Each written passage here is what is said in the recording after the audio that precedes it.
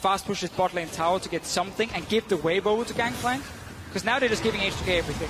And something you very often miss in champs like the way the early game plays out is just counting how many lanes of yours are pushing. You have the mid lane putting pressure, you have bot lane putting pressure. Odoamne is 1v1 putting pressure in the bot lane. That means it's so easy for H2K to play the game because everybody that has a defensive mindset will change their movement pattern if they go for a gank, especially when they're pushed in. It becomes so obvious and it just telegraphs every single aggressive move. And this is heaven for Elise.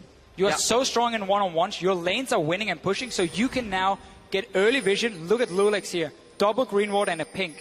Into the jungle of Unicorns of Love. Place them near the camp so you can spot that Evelynn, and suddenly you get so much information for your team. And I think we have to revisit the story of Lulex, the man who has a substitute here in Stockholm, who was replaced by Beton Yoka in the quarterfinals to help pick up a win. This is a guy who's now starting to step up and not making the same mistakes that we saw in the semifinals. But really, this is about the lane swaps. Because H2K, again, is winning it. They did the last game, gave them a big advantage early. They're doing the same here now, and this time it's even bigger. On the same token, H2K played the lane swaps against Origin and went even, at least for the first few minutes. Hang on, it's not going to work. Ramble back.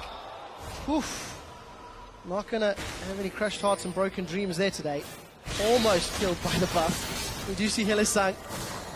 Gonna find Lulex. This is the jungle Elise we talked about. Connects to the cocoon. All of the pressure from Lulex means Chachi is left alone against Hyanan and Kasing. And now this inner turret at 7 minutes is being pressured. The Unicorns of Love are being pinned down by H2K in the top lane, in the mid lane, in the bot lane. They're desperately trying to find an opening, but every time they're roaming support, they're roaming jungler, will be found out. I mean, Horo's struggling with the red buff right now. How, let alone how is he going to take on H2K? Now Ryu, once he hits level 6-7, he can push in mid and add more pressure to the tier 2 tower in top, tier 1 tower in bot.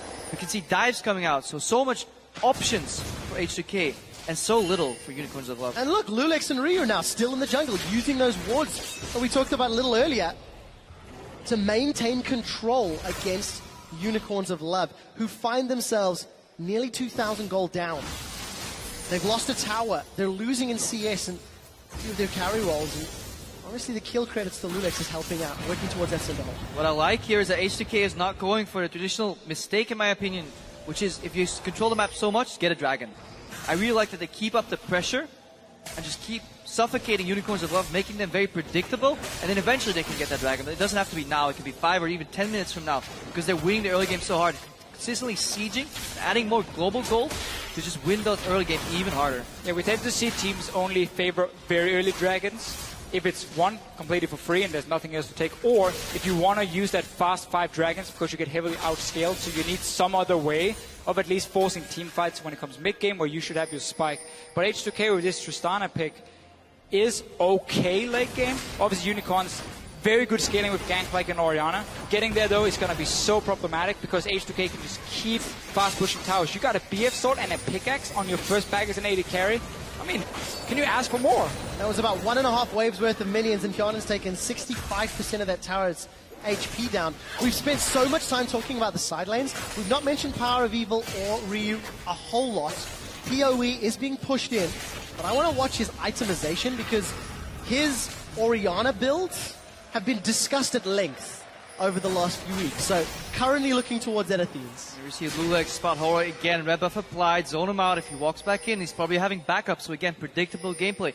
Lulex hasn't even touched his own jungle in quite a while. He's just constantly living in the jungle of Unicorns of Love, putting pressure, and I just can't wait, or I just hope that Rio will start rotating to the jungle, roaming a little bit more, because he's playing wave clear versus wave clear mid.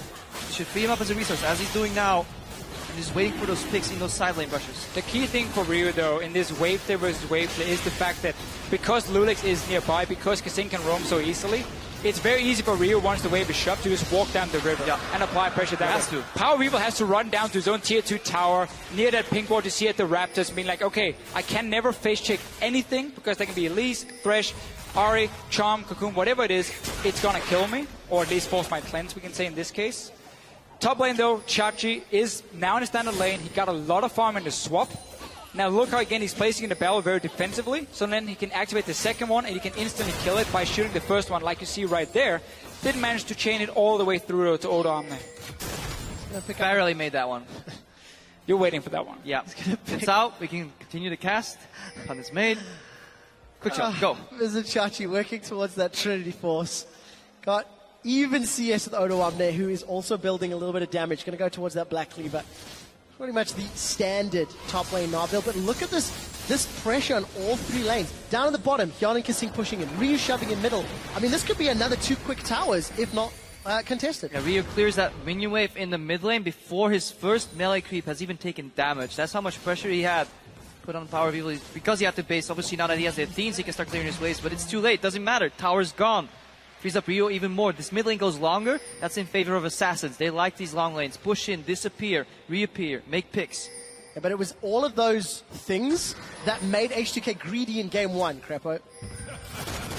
We all talked about it. Here's the cannon barrage. Lulex is in a little bit of trouble. Stand United. Oro's going to have the Stand United. Flashes in. The charm connects instantly, so the dash taunt does not come out. Lulex is going to find himself in front of a pirate. Going to eat himself a barrel before rappelling up in the air.